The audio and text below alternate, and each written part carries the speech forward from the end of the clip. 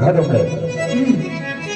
आज इस युद्ध को चलते चलते 3 दिन व्यतीत हो रहे हैं। क्यों नहीं? पितामह भीष्म 10,000 सेना का संहार करते हैं तो क्या मात्र 5 पांडव है, 5 को समाप्त कर दे ये युद्ध यही प्रारंभ हो जाएगा। एक भी तेरे स्त्रियों धन के नाम विजय नहीं हुई है। क्यों नहीं? आखिरकार और पांडवों की ही विजय क्या होती है? क्या होती है? जो ये भाई आज मैं जाऊंगा और जाकर के पितामह भीष्म से ही पूछूंगा कि आखिरकार मेरी विजय क्यों नहीं होती है। क्यों नहीं मानिए? जा रहा हूं मैं। जाओ।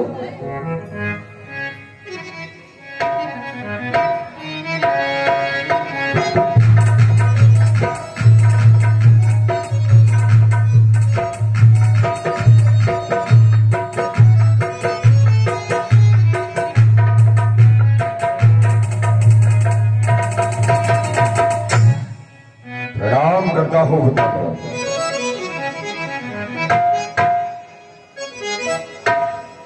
प्रसन्न रहो, प्रसन्न भला मैं कैसे रह सकता हूं? क्यों? आप प्रसन्न रखोगे तब तो रखूंगा ना। आखिर आप क्यों नहीं प्रसन्न हो? क्या आप नहीं जानते हो कि मैं क्यों प्रसन्न नहीं हूं? आखिर मैं तुम्हारे लिए कौन सी कमी छोड़ रहा हूं? आप मेरे लिए सब कमी ही कमी कर रहे हो। क्या कमी कर रहा हूं? इस युद्ध को चलते चलते 3 दिन व्यतीत हो गए हैं। एक भी दिन मेरे नाम विजय हुई है नहीं हुई ना? वाह दुर्योधन वाह!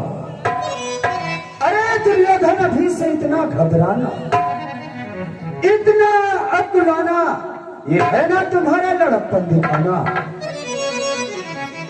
अरे ये युद्ध रंग है, कभी खुश रंग है तो कभी भद रंग है। अरे हार जीत है युद्ध में समय समय की बात।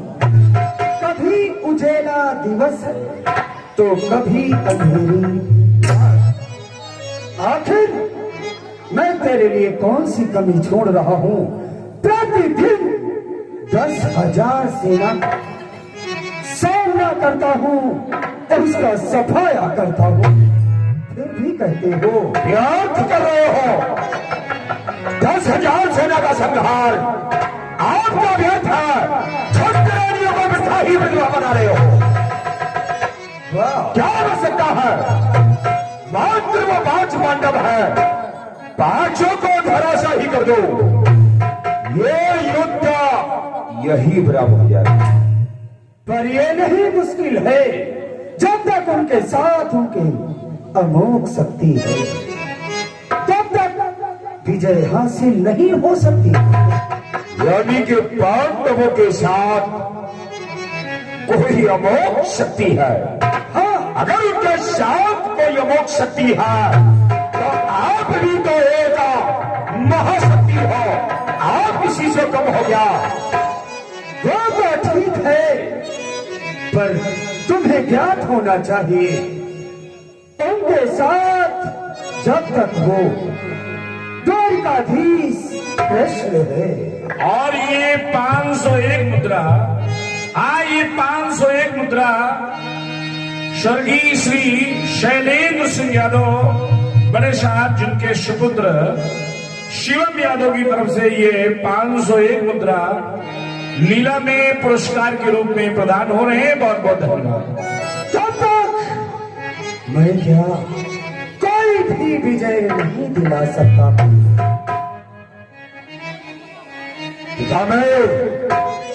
मैंने अपना विधान सेनापति बना करके तुम्हें बहुत बड़ी भूल की है। भूल की है? आखिर तुमने कौन सी भूल की है? अगर कहीं मैंने अपने मित्र करण को प्रधान सेनापति बनाया होता, आज तक दुर्योधन की विजय निश्चित थी। अरे वो सूत्र पुत्र करण की बात करते हो, तुम्हें वो विजय दिला सकता था। अरे क्या भूल रहे हो, अगर मैंने आज ये वचन न लिया होता हस्तिनापुर सुरक्षित रखने का। और श्री रतन सिंह यादव और प्रांशु यादव, श्री रतन सिंह यादव और प्रांशु यादव यही पलिया से बारंबार 501 मुद्रा, श्री रतन सिंह यादव और प्रांशु यादव यही पलिया से बारंबार 501 मुद्रा आपकी तरफ से लीला मैदान हो रहे। बहुत बहुत धन्यवाद। तो लाज आज तू होता ही नहीं, और ना ही ये हस्तिनापुर तू नहीं जानता। तोड़ दो अपनी ये प्रतिज्ञा, और इस प्रतिज्ञा की मुझे कोई आवश्यकता नहीं है। अरे आखिर तू नहीं जानता वो कौन है? मैं जानता हूं भली भांति, वो ग्वाला एक गोप का पुत्र है, साधारण गोप का। तू नहीं जान सका, तू नहीं समझ सका। अब तक मैं तुझे समझाता रहा, पर तेरी समझ में कुछ नहीं आया। अब मैं तुझे समझाऊंगा भी। और रोहित यादव और तारा सिंह यादव, हाँ ये रोहित यादव और तारा सिंह यादव यही पलिया से 501 मुद्रा, रोहित यादव और तारा सिंह यादव यही पलिया से 501 मुद्रा आपकी तरफ से पुरस्कार के रूप में प्रदान हो रहे हैं। बहुत बहुत धन्यवाद। तुझे समझाऊंगा भी और तुझे दिखाऊंगा। क्या समझाओगे मुझे? यही कि जिस समय शंखासुर दैत्य ब्रह्मदेव के 4 वेदों को चुराकर समुद्र में जा छिपा, उसी समय मत्स्य रूप धारण करके और उस शंखासुर दैत्य का अंत करके पुनः 4 वेद ब्रह्मदेव को वापस किए। किसने? उन्हीं श्री विष्णु ने, नारायण ने। ये बोले? हाँ, इसने? हाँ, संभव नहीं है, मैं नहीं मानता हूं। और जिस समय दूसरा रूप तो धारण किया वो कच्छप का, वो भी समुद्र का मंथन हो रहा था।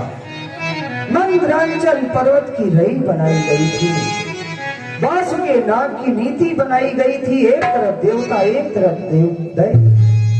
जब दोनों समुद्र का मंथन कर रहे थे तो मंदरांचल पर्वत धीरे धीरे नीचे को धंसने लगा। तभी कच्छप रूप धारण करके अपने पीठ के ऊपर समुद्र का मंथन कराया। आइए 1001 मुद्रा, ये 1001 मुद्रा आधार यादव, 1001 मुद्रा आधार यादव यही पलिया से आपकी तरफ से 1001 मुद्रा ये लीला में पुरस्कार के रूप में प्रदान हो रहे हैं आधार यादव की तरफ से। बहुत बहुत धन्यवाद। मैं नहीं मानता हूं कि यह कोई अवतारी है। यह एक मात्र पद में घास चराने वाला और चुल्लू भर छाछ पर नाचने वाला, जरा सिद्ध की जड़ की वजह से रण छोड़ करके भागने वाला अवतारी नहीं हो सकता है। वाह वाह, अब तक मैंने तुझे इतना समझाया फिर भी तेरी कुछ भी समझ में नहीं आया। अब मैं तुझे दिखाता हूं। यदि दिखाओगे, दिखाओ, क्या दिखाना चाहते हो? बोलिए बारह भगवान की। ये कौन है? ये है बारह। 12। ये भी कोई अवतार है? हाँ, ये भी अवतार है। ये अवतार इस बहरूपिये ने क्यों लिया? हिरणाक्ष को मारने के लिए जिस समय पृथ्वी की चटाई बनाकर पाताल ले गया था, उसी समय ये बारह का रूप धारण करके उसका अंत किया था। इस बहरूपिये ने, हाँ, क्या इसे यही रूप मिला था और दूसरा कोई रूप नहीं मिला? मैं नहीं मानता हूं कि ये अवतार रूप है और दुष्टों को मारने के लिए कैसे भी रूप धारण कर सकते हैं। और देख, बोलिए नरसिंह भगवान की। यही कोई अवतार है? हाँ, मुआरे वाह बहरूपिये, ये अवतार क्यों लिया? ये अवतार उसी का भाई हुआ हिरण्याकश्यप, जो अपने आप को ही भगवान समझ बैठा, अपने पुत्र को ही प्रताड़ित करने लगा। तभी ये नरसिंह का रूप धारण करके हिरण्याकश्यप का अंत किया। और क्या किया इस बहरूपिये ने? और देख, बोलिए बावन भगवान की। भाई, कहो। ये 1.5 फुट का भी कोई अवतार है? हाँ, ये कौन सा अवतार ये है? कोई साधारण नहीं, इन्होंने